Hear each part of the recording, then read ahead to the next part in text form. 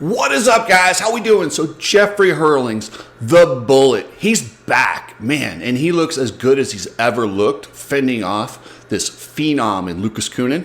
And in Latvia, the MX2 class got wild. Sasha Coenen got something that he's given away so many different times, and he wasn't too happy. He even flipped the bird.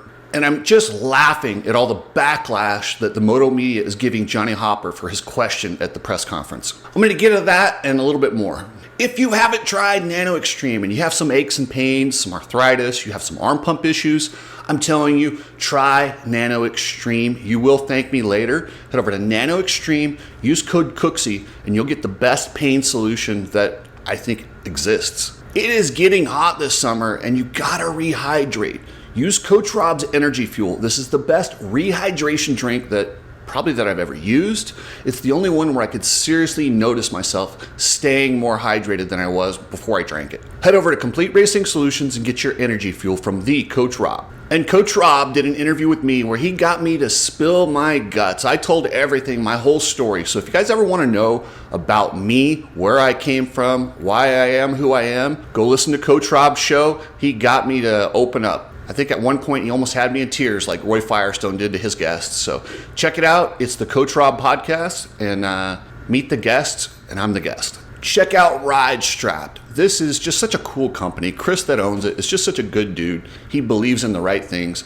We got some big stuff coming from Ride Strapped here pretty soon. They got the softest, nicest t-shirts you'll ever wear. That I will guarantee. They are so comfortable. So head over to Ride Strapped to get your goggles, glasses, or the most comfortable t-shirt you'll ever wear. You need people like me so you can point your fucking fingers and say, that's the bad guy. So Johnny Hopper in the press conference gave a hypothetical question to Aaron Plessinger. He asked Aaron Plessinger what it would be like if Tomac has signed to be his teammate. Theoretically, Tomac may be going to KTM. Is that going to be, is it going to be, you guys get along? Are you happy to potentially have him as a teammate? Hypothetically speaking, of course. Yeah, dude. You kidding me? Frick. I think, well, if that happens, I will have been teammates with Chase, Coop, Ryan Dungey, Tony Caroli, and now Eli and Marvin. Like, if that's not a solid lineup for teammates in a career, I don't know what is. So yeah, I'm stoked if that happens. I absolutely love that Johnny had balls enough to actually ask something that's not cookie cutter. It came off a bit awkward, but Johnny is a bit awkward. We're a bunch of media nerds who talk to guys who do really great things on motorcycles. We're talking to greatness, and it's our job, even if we have to be the butt of the joke, to get these guys to talk about things that people want to hear about. Now, Johnny Hopper has sold his soul to get this access. Now that he's there, I'm very happy to see what he's doing with it. I love that he put these guys on the spot like that and had them talking about things that they never would have talked about in a post-race press conference if Johnny hadn't put himself in front of it and actually phrased it in a way to get these guys talking. He clearly confirmed Tomac's already signed with KTM. And I see these other media guys, Mattress, and they're making fun of the question saying, oh, why would you dare say that? They are such nerds. They are the worst. They are the nerds that have gotten to sit at the cool kid table, and they're the ones attacking this guy over here who's being an individual. Talking about pulling his press pass for asking a dumb question. Oh my God, that has to be the dumbest statement that I've heard. If you want to pull a guy's press pass, pull that dumbass from NBC. Remember the guy that asked Hayden Deegan if he was learning from the Lawrence brothers in training, and he's like, dude, I don't train with them? How about that's the kind of guy you pull his press pass, because he's not educated, he doesn't understand. Johnny's doing exactly what this thing's designed to do. The reason you have press conferences is to gain attention for the sport, get people thinking about it, drum up conversations during the week. And I'll tell you what, it worked. I ran into a buddy of mine, and the first thing he asked me was, wow, did you see that question from Johnny Hopper? That's exactly what a press conference, that's a home run. And anyone who knows anything about marketing understands Johnny's question. We need more stuff like that. They should kick anyone out of the press conference that says, how did you feel? What was your mindset? We are so tired of those stupid questions. We want real information, and these guys actually like it. Maybe they don't like being put on the spot, but they like having to think. They like getting to use answers that aren't pre-programmed. They're tired of repeating the same stuff that they say every single week. And when you get a guy like Hopper that throws it out there in that weird way that he did, it was perfect. How about Plessinger's answer, talking about all the different teammates? Man, that couldn't have gone better. Aaron Plessinger nailed it. It is called a press conference, not a let's get some basic stupid statements conference. Hopper did a good job. Whether you like him or not, that doesn't matter. We are just press nerds. That's all we are. We are nerds that talk about riders who go out there chasing greatness. Too many of these media clowns have got caught up and they think they're cool. Let me just break it to them. I'm not cool. They're not cool. We are nerds that talk about dirt bike racing. And the one job of media members is to get these guys talking. We want to know what makes Eli Tomac tick. What makes Aaron Plessinger think about? Does he care who his teammates are? And then some people are saying, oh, that's so rude. Tomac, they know he can't talk about it. Yeah, but his body language said everything. These guys are more than welcome. Every single rider that goes up there, well, most of them, they're at least 16, 17 for the 250 class. And then all the 450 guys, they're grown-ass men. If they don't want to answer a question, they won't. Then I heard somebody say, oh, Hopper will never get an interview with Eli Tomac. Who cares? And yeah, Tomac will. Tomac doesn't care. I asked Eli Tomac why he didn't pay Joey Savacci or why he didn't buy him a Christmas gift after he pulled over and let him win the $1 million. That's kind of a rude thing to ask somebody, but as a media member, I feel like it's our job to ask these things. We get to be the dumbasses so these guys can explain themselves and tell their answers. But Eli Tomac is a savage. Come back, it was funny. I was like, the next press conference after that, my buddy Dan from Moto X Addicts goes, dude, he'll never talk to you. He's so mad at you. I go, no, he's not. Eli doesn't care. Eli does not care. Went over, did a perfect interview with him. He was great. Eli is a professional, and he doesn't care that we ask dumb questions. I genuinely think these guys would rather have us ask dumb questions than the cliche questions that everyone always asks. Tell me about your mindset. How was your setup this weekend? So if people ask me, yes, Johnny and I, we're not friends anymore. I don't like Johnny. I think he's kind of a douche. He threw me under the bus to get that press pass, but I'm not going to let my feelings towards Johnny Hopper, who I genuinely think he's a decent guy, but he just screwed me over pretty good. But I'm going to not let my personal feelings influence the fact that he did a good job. And I'm happy. Listen, he destroyed our relationship to get that press pass. So I'm glad now that he has it, he's doing what he should be and he's challenging the status quo. So good on Johnny Hopper. My hat is off. Screw you, jackass, jealous media members who think you're cool sitting at the cool kids table. Steve Mattress and these other guys that are making fun of that question. And you guys are idiots. Mattress gets so scared in those press conferences. He doesn't even do them because he gets so nervous because there's so much tension in that room. Then he does what, an insecure kid does in class. Instead of, asking something real that could open himself up to ridicule, he does something snide and tries to make some cute comment or says he's from a different media outlet. It's a deflection because that dude's insecure. Johnny, he's secure in himself. He went up there, he asked the question that he wanted to know, that we all wanted to know. And I'd be willing to bet Eli Tomac and his dad went back and they probably got a good chuckle out of that. Like, oh man, that was awkward. And they'll probably look at back and see Eli just kind of with that face he made and, jet snickering. That's entertainment. That's what we want in press conferences. We don't want guys going up there being monotoned, asking questions that their teams give them the answers for. They want to get up there and talk, show their personality, show who they are. So that was a good job by Johnny Hopper. Even if he come off looking like a nerd or a goon, that's the job of media. We're not cool. It's our job to tee up these badass, cool kids to give us the answers that the fans want to hear. And if we have to be the butt of the joke, so be it. Now to the MXGP in Latvia. This was kind of a sandy track. It wasn't a complete sand track, but it looked a lot like, Southwick. They had a lot of rain and it was deep and slow, but they had some big jumps on it. It was an awesome track. But Jeffrey Herlings to go out there and win the qualifying race and both motos was something special. Once again, he's proving and how him, Tomac, and all these guys in their 30s are proving the sport has had it wrong about age. It's not about age. It's about if you're durable, if you're taking time to rest. And unfortunately, Herlings has been hurt a lot. So he's had a lot of time off and he's not worn out. And he's looking as good as I've ever seen him in his 30s. I mean, he held off Lucas Coenen, who was an absolute phenom and riding so good right now.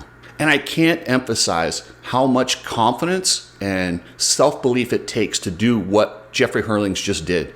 He has gone out there and he rode around in 10th place at some of those races, getting beat by guys that can't hold a candle to him. But he had enough confidence to know, okay, I'm just training. I'm just racing myself into shape.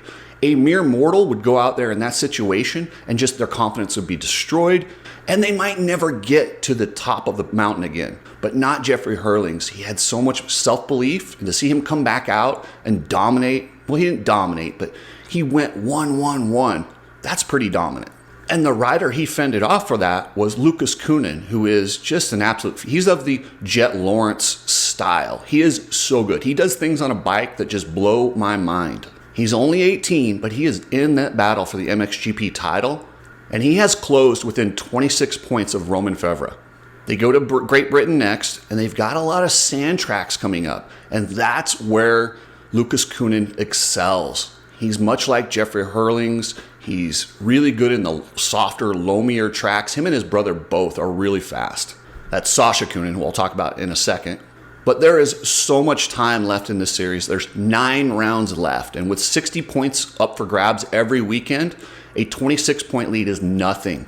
To give you an idea of how small of a lead that actually is, heading into the weekend, Andrea Adamo in the MX2 class had a 3-point lead over the field. Leaving the race, he's 24 points behind. One round, one bad round, and points change hands quickly. And you can see that Romain Febvre is stressing. He had that big lead, that 50-plus point lead over Lucas Coenen, but he's been chipping away at it. And he knows if it gets close when they come to these sand rounds, that's not Romain Febvre's, that's not his bread and butter. That's not where he's been the best historically. It is going to be hard for him to hold on to this championship, but there's a long ways to go. And now we got the Bullet in the mix on a KTM. And I actually spoke with somebody close to the KTM team. And I said, will there be team tactics? And they were like, listen, we don't know if we could get Jeffrey Herlings to do anything. Unless he chooses to do it on his own, it's probably not happening. And I just don't see him. He wants to go out there and win as many races as he can. The Bullet races for the Bullet. Now, if it's the last moto of the year and he's in the lead and Coenen's in second, all he needs to do is let Lucas by, I could see that happening. But they better pay him that win bonus because Jeffrey Herlings, he's not real happy to do that stuff. And they said even if that's the situation, they're not positive that he'll actually do it. One of the greatest riders that I've ever seen. And it sucks that he's had so many injuries. He would smash a lot of records if he didn't have all those injuries. But a in shape, confident Jeffrey Herlings is just enjoy it while you can because it's very, very special. And we don't know how much longer he'll hang around. But man, every time you get to see this is greatness. And speaking of, with these sand rounds, we've got Lommel and some of the other ones coming up. Watch for Glenn Coldenhoff. This guy has the ability on any given day to go out there and go 1-1. And he's had a really good season on tracks that I didn't expect him to be fast on. So I'm going to say look for, maybe not in Great Britain, but when they get to these sandier tracks, Glenn Coldenhoff might give Fantic the first win that they've ever had. Precision Transport. This is the best shipping company you'll ever use. They're family owned. They believe in customer service. The Madden family are just good people. So if you deal with a lot of shipping companies or you have a business that relies on a janky shipping company, hit up pretransport.com, see what they can do for you, and they'll help you and your business succeed. Alias MX Gear. This stuff's coming soon. We got the 2026 dropping in about a week or two. But you're going to have to move fast because this stuff will sell out quick. And then if you do ride a bicycle and train, check out their bicycle gear. They got a lot of cool stuff. aliasmx.com.